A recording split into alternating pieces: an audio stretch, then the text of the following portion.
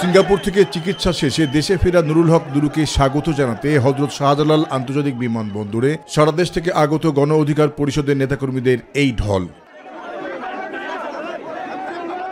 শনিবার সন্ধ্যায় বিমানবন্দরে পৌঁছা মাত্রই তার বর্তমান শারীরিক বিষয় নিয়ে কথা বলেন তার ব্যক্তিগত চিকিৎসক অধ্যাপক ডাক্তার সাজ্জাদ হোসেন রাসেল। তার নেজাল বোনে যে ফ্র্যাকচারটা ছিল সেই ফ্র্যাকচারটা অনেক কমপ্লিকেটেড ছিল।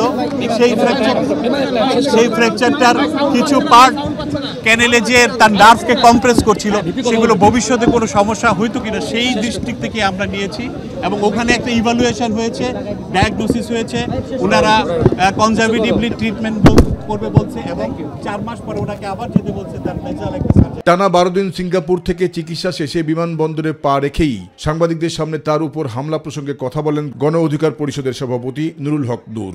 এই ঘটনায় যেই জড়িত থাকুক, যত বড় ক্ষমতাধর ব্যক্তি জড়িত থাকুক, তাকে বিচারের মুখোমুখি করতে হবে, চাকরিচ্যুত করতে হবে।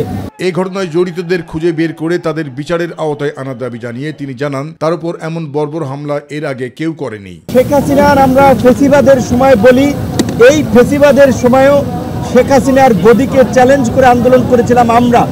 আমাদের উপরে আইন শৃঙ্খলা বাহিনীর এই রকমের বর্বরচিত হামলা হয় নাই। বলেন সুষ্ঠু নির্বাচনের পূর্ব শর্ত হিসাবে এই ঘটনার তদন্ত ও জড়িতদের শাস্তিমূলক পদক্ষেপ নিতে হবে। বর্বরচিত হামলা যেটা হত্যার উদ্দেশ্যে পরিচালিত হয়েছে, এই হামলার নির্দেশনা দিয়ে না থাকে তাহলে কারা দিয়েছে, কোথা থেকে এই ঘটনার নির্দেশনা এসেছে, সেই ঘটনার একটা নিরপেক্ষ তদন্ত করে জড়িতদেরকে বিচারের মুখোমুখি করবেন, এটা আমাদের প্রত্যাশা। পাহাড়ের অস্থিতিশীল পরিস্থিতি ইঙ্গিত করে দেশে একটি সুষ্ঠু নির্বাচন না হলে দেশে সংকট বাড়বে বলে মন্তব্য করেন নুরুল হক নূর। দেশের মধ্যে বিশৃঙ্খলা হচ্ছে, নির্বাচন নিয়ে বিভাজন, পাহাড়ে অস্থিতিশীল পরিস্থিতি।